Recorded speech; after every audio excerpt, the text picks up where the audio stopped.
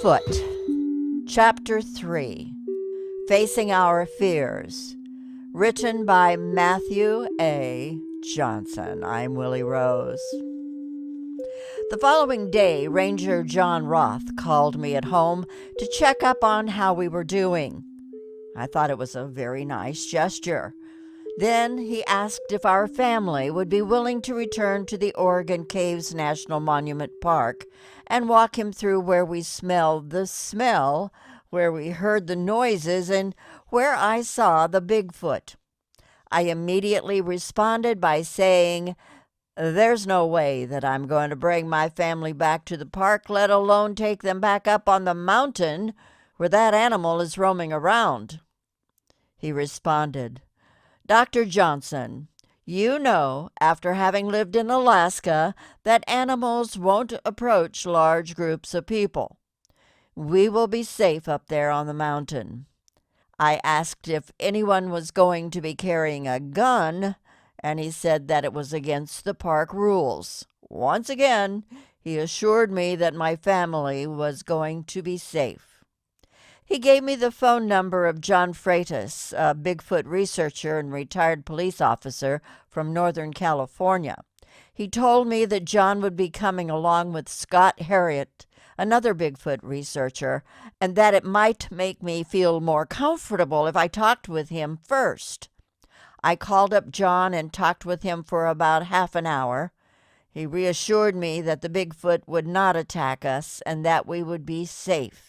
He also told me that he would be packing a handgun, but asked me not to tell the park rangers. I talked with my wife, and we decided to return to the park on Monday and walk Ranger John Roth through our monstrous adventure on the Big Tree Loop Trail. We also thought it would be good for all of us to hop back up on the horse and face our fears. We didn't want our children to be afraid to go back into the forest. Heck, who am I kidding? I didn't want me to be afraid to go back into the woods again. I needed to face my fears too. On Monday morning, July 3rd, we climbed out of our car and walked across the parking lot and into the headquarters at the Oregon Caves National Monument Park. I asked to see Ranger John Roth, and he was out in the lobby to greet us in less than 30 seconds. He was a tall gentleman with gray hair and beard who looked very professional in his ranger uniform and hat.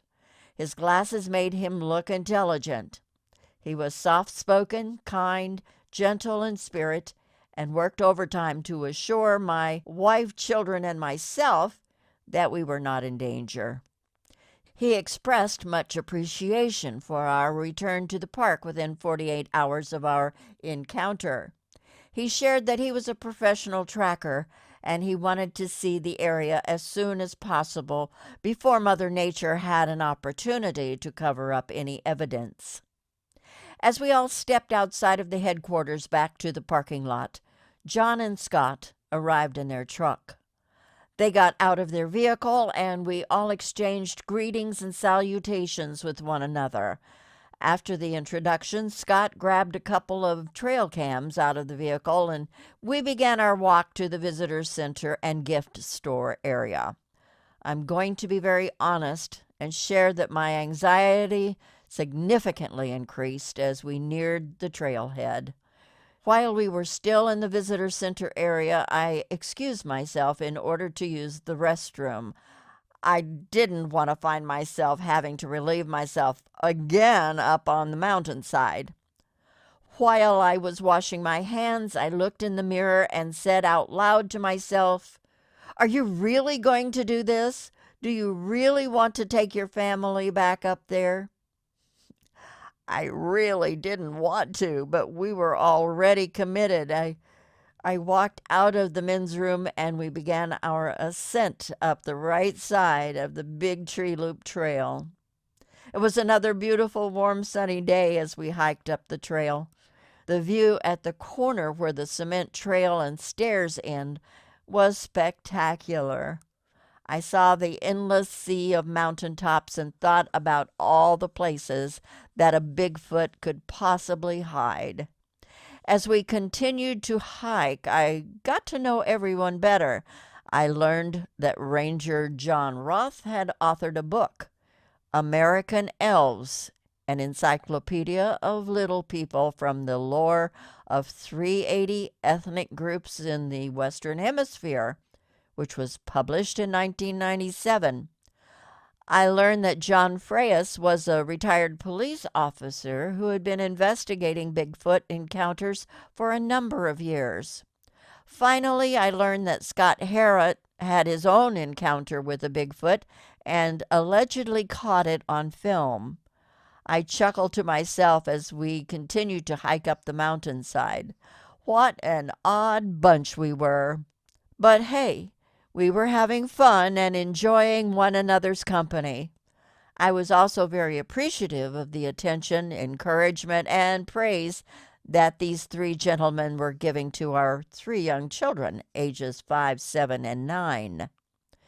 When we arrived at the stretch of the trail where we had smelled the putrid stench blowing downwind from the slope above, Ranger John Roth gave the area a very close look over and did not find any skunk cabbage. Apparently, unbeknownst to me, some of the park rangers had speculated whether or not we simply smelled some skunk cabbage in the area. Nope. Turns out that it wasn't skunk cabbage at all. Evidence confirmation box number 1 was checked off. When we got to the part of the trail where we were being paralleled by the deep bass guttural mammal-like sounds, whoa, whoa, whoa, whoa, whoa, everyone saw just how thick the trees and brush were. It would be very easy for something large to stay hidden while following us up the mountainside. Evidence confirmation box number 2 was checked off. Finally, we arrived at the area of my family's encounter with the Bigfoot. We showed the gentleman where the kids were playing with a bug on the path. The stick was still laying there on the path. Then I hiked up through the brush and trees and shouted down to the gentleman on the trail that this is where I did my business and where I was standing when I saw the Bigfoot watching my wife and children. I asked the three gentlemen to come up to the spot where I was standing so they could confirm my story. They thanked me but said they didn't think it was necessary. I asserted myself and strongly insisted that they come up the hill and look at the poop and paper on the ground. I wanted them to confirm that I was telling the truth about everything. I also wanted them to see the vantage point that I had behind the natural blind when I spotted the Bigfoot. They couldn't argue with my logic, so they all hiked up the hill. They confirmed that they saw the poop and paper on the ground. Granted, it wasn't a pretty sight. Nevertheless, it was necessary in order to confirm the veracity of our story. They also appreciated seeing the vantage point that I had from behind the natural blind. It helped them to see the view and angles I had while looking down the slope of the mountainside. Evidence confirmation box number 3 was checked off. We walked back down the slope through the brush and trees and reached the trail where my wife and children were patiently waiting. Then Ranger John Roth asked all of us to stay on the trail while he walked down slope to the area where I had spotted the Bigfoot. He was a professional tracker, and he wanted to give the area a thorough look over without any human interference. After about 30 minutes, Ranger John Roth called all of us down the slope to where he was standing. He said, "Something very big moved through this area in the past 24 to 48 hours. I also discovered an animal trail over there that parallels the hiking trail." He started walking us down the animal trail, and then he stopped us and pointed to a track on the ground. He squatted down on the ground while we gathered around him, being very careful not to step on the track. While pointing at the track on the ground with his finger, Ranger John Roth stated, "This is not a bear track. It's too long for a bear track." It most certainly was too long for a bear track. I wear a size 16 shoe, which is approximately 14 and a half inches long. The track we were looking at dwarfed my shoe. Then he stated, "This is a Bigfoot track. However, you need to know that the park has a policy that we will not take a public position with the media regarding the existence of the Bigfoot species within the park boundaries." I could tell by looking at everyone else that their minds were spinning just like mine was spinning. What did Ranger John Roth just say? The park has a policy that they won't take a public position with the media regarding the existence of the Bigfoot species within the park boundaries? I thought for a moment and said to myself, in order to have a policy, they would have to have a group of people sitting down around a table in a conference room talking with one another to create such a policy. Then I said to myself, they wouldn't be sitting down in a room creating a policy unless something had happened in order to cause them to want to create such a policy. Finally, I stated out loud, "This isn't the first time this has happened, is it?" Ranger John Roth simply smiled at me and said nothing. His silence said enough, and his smile confirmed my hunch. Before we hiked back down the right side of the Big Tree Loop Trail, Scott Harriet asked Ranger John Roth if he could hang up a couple of trail cams in the area. Permission was granted and Scott went to work. Afterwards, he asked us not to tell anyone else that he had hung up some trail cams because he had a lot of money invested in his equipment. We promised not to tell anyone. Eventually, we returned to the bottom of the trail, said our goodbyes, and drove back home. Interestingly enough, within 30 days of my family's encounter with the Bigfoot up on the mountain above the Oregon Caves National Monument Park, I received several emails and phone calls from about 30 people with their own Bigfoot encounter stories in the area, spanning a 25-year period of time. People shared their stories of encountering a Bigfoot while working at the park, hiking in the park, camping near the park, hunting near the park, and mining near the park. Wow! I had absolutely no idea. However, it was a wonderful confirmation that what I saw was very real and that I wasn't alone. I wasn't crazy after all. In addition to the Bigfoot stories that were shared with me near the vicinity of the Oregon Caves National Monument Park, several people who had encounters in different parts of the state of Oregon also contacted me. The witnesses came out of the woodwork and were from all walks of life: pastors, teachers, principals, policemen, businessmen, hairdressers, coaches, biologists, attorneys, judges, realtors, loggers, and hunters. While sitting in my office, my secretary buzzed me and told me that a judge was calling me from Portland, Oregon. My mind immediately began brainstorming about which one of my private practice clients could possibly be involved in a legal or civil case 250 miles to the north of Grants Pass. I picked up the phone and received the shock of my life. The judge told me about his Bigfoot encounter while hunting near the Mount Hood area a few years earlier. He said, "I got an early start in the morning while hunting near Mount Hood. After several hours of no luck, I sat on a stump positioned on a tree line overlooking a clear-cut area While eating my sandwich, I heard some heavy-footed bipedal steps coming through the trees, approaching the tree line. It was about 150 yards upwind from me. All of a sudden, I saw Bigfoot walk out into the open, and he began to walk into the clear-cut area around all of the stumps. I could hear a small plane approaching from the south.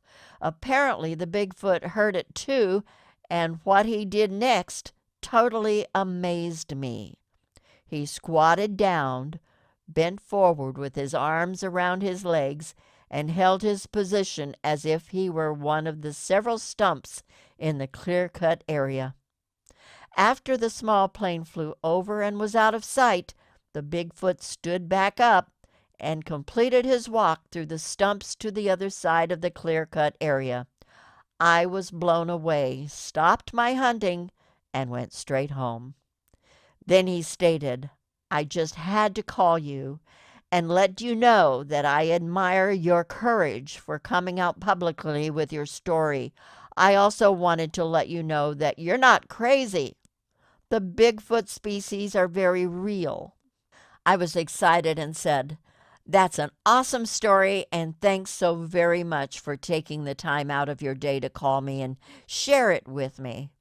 When the media contacts me about my story, can I have them give you a call too? It would be a great cooperation." He said, "I'm sorry, but I won't be able to do that. I want to, but I can't.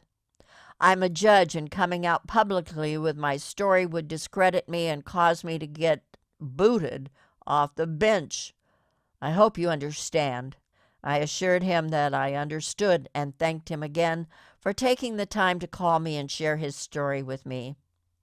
About a week later, another gentleman contacted me at my private practice office.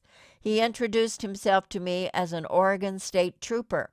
He shared a hunting story with me that occurred about 2 years prior to the phone call. He had been out elk hunting with his daughter and her husband. He was driving his truck down a logging road up in the mountains outside of Roseburg, Oregon. Then he said, suddenly my daughter was screaming from the back seat of the cab, "Stop the truck! Stop the truck!" So I stopped the truck just in time to see some rocks sliding down the mountainside onto the road in front of us. A few seconds later, an adult female Sasquatch stepped down the hill through the trees and onto the road in front of our pickup truck. It was only about 50 or 60 feet in front of us. She just stood there looking at us. I said, "Wow, that's an amazing story," he responded. "I'm not done yet, son." Suddenly, an adult male Sasquatch walked up the hill from the left side of the logging road and popped out of the trees onto the road between our truck and the female Sasquatch. He stood there staring at us for about a minute. Then he took 3 steps in our direction, and he looked frustrated with us. My daughter started screaming from the back seat, "Back up! Back the truck up!" So I did. I backed us up another 30 feet. The male Sasquatch stopped, turned around, and walked back to the adult female.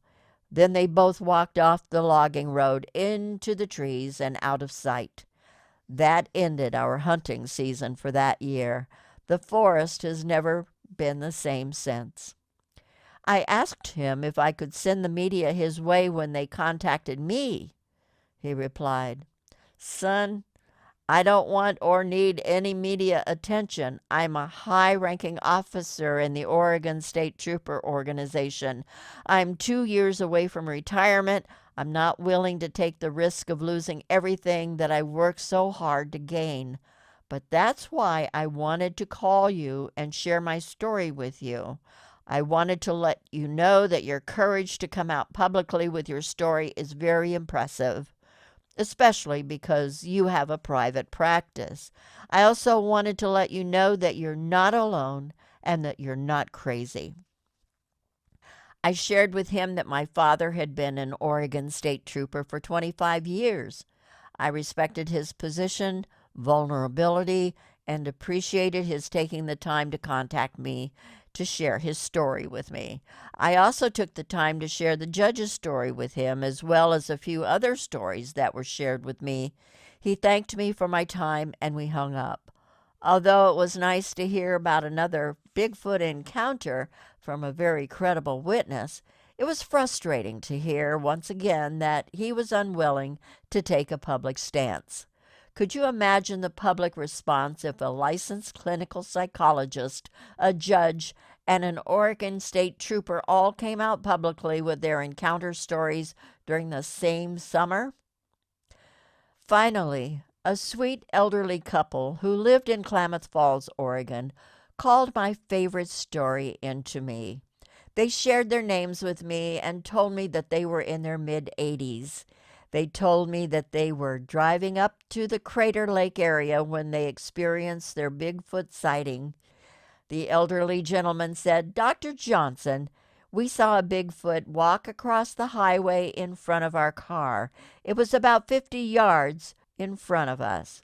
It had to be about 8 or 9 feet tall.